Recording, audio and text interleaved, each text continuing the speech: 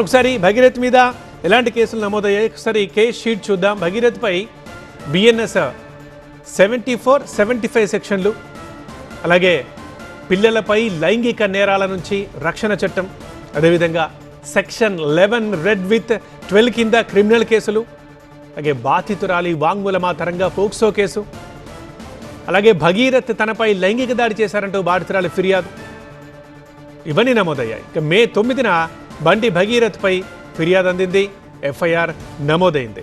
అంటే కేసు విషయంలో స్వయంగా రివ్యూ నిర్వహించారు సీఎం కూడా. దర్యాప్తు చేసేందుకు ఒక సిట్ని ఏర్పాటు చేశారు. ఈ క్రమంలోనే మే 13వ తేదీన కేసు నమోదైన 4 రోజులకి భగీరథ్ విచారణకు రావాలంటూ నోటీసులు జారీ అయ్యాయి. అయితే దీనికి 2 రోజుల టైం కావాలని అడిగారు భగీరథ్. శుక్రవారం విచారణకు హాజరవుతానని చెప్పారు. కానీ కుదరదని చెప్పి మళ్లీ నోటీసులు ఇచ్చారు పోలీసులు. ఆ రోజు నుంచి భగీరథ్ పరారీలో ఉన్నట్లు ప్రకటించారు. ఇక భగీరథ్ గురించి విస్తృతంగా గాలింపు చర్యలు చేపట్టారు. ఇంకా నిన్న నుంచి అయితే అది ఎక్కువైంది. అందుకే భగీరథ్పై లుకౌట్ నోటీసులు కూడా జారీ చేశారు. ఇవాళ మ్యాజిస్ట్రేట్ ముందు మళ్లీ బాధితురాలి స్టేట్మెంట్ నమోదు చేశారు. కాసేపటి క్రితం పేట్ బషీర్బాగ్ స్టేషన్లో భగీరథ్ లొంగిపోయారు.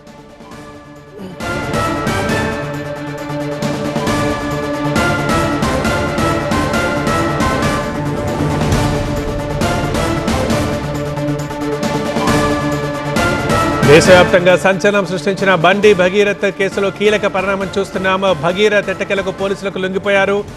గంట కింద సరిగ్గా 8 గంటలకి టీజీపీ జంక్షన్ దగ్గర న్యాయవాదుల సమక్షంలో కుటుంబ సభ్యులు భగీరథ్ని పోలీసులకు అప్పగించారు. సో భగీరథ్ కేసులో కీలక పరిణామం చూస్తున్నాం.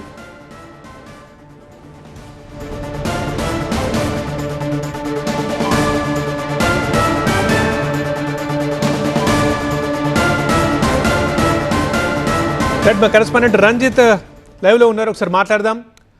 రంజిత్, ఎన్ని గంటలకు భగీరథ్ లొంగిపోయారు? పోలీసులు భగీరథ్ని పట్టుకున్నారా, లేకపోతే కుటుంబ సభ్యులు న్యాయవాదుల సమక్షంలో పోలీసులకు అప్పగించారా భగీరథ్ని? కొద్దిసేపటి క్రితమే సైబరాబాద్ సిపి రమేష్ రెడ్డి చెప్పిన వివరాల ఆధారంగా నార్సింగి పోలీస్ అకాడమీ వద్ద బండి భగీరథ్ను అదుపులోకి తీసుకున్నామన్నటువంటి విషయం చెప్తున్నారు.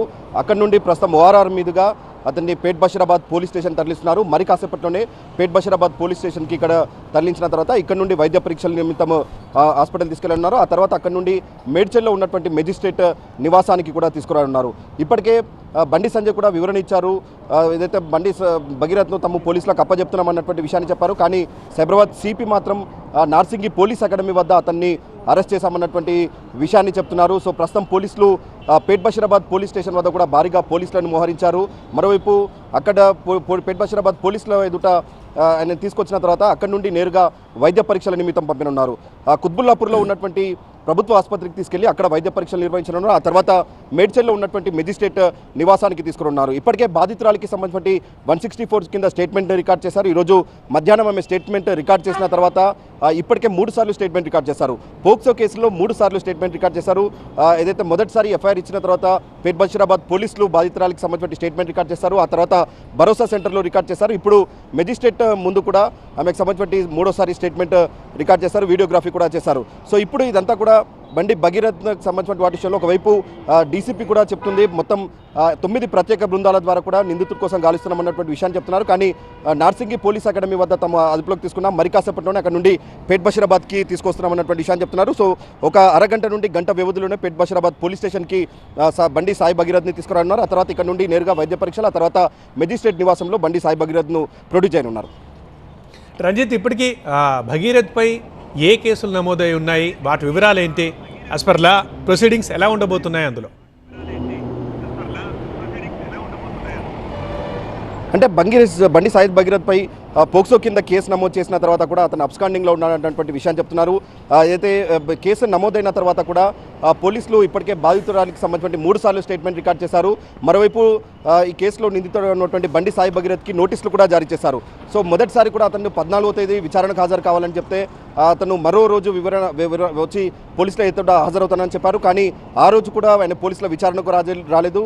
మరోవైపు నిన్న హైకోర్టులో జరిగినటువంటి వాదనలు కూడా చూసాం. నిన్న బెయిల్ రిజెక్ట్ అయిన తర్వాత కూడా ఈరోజు సాయి భగీరథ్ను ఖచ్చితంగా ఉదయం నుండి వస్తారన్నటువంటి సమాచారం పోలీసులకు ఉంది. మరోవైపు పోలీసులకు సంబంధించిన బృందాలు కూడా మొత్తం ప్రత్యేక బృందాలు ఆయన ఆచూకీ కొరకు గాలిస్తున్నాయి. ఈరోజు బండి సంజయ్ నివాసంతో పాటు కరీంనగర్లో ఉన్నటువంటి ఆయన నివాసంలో కూడా సోదాలు నిర్వహించారు.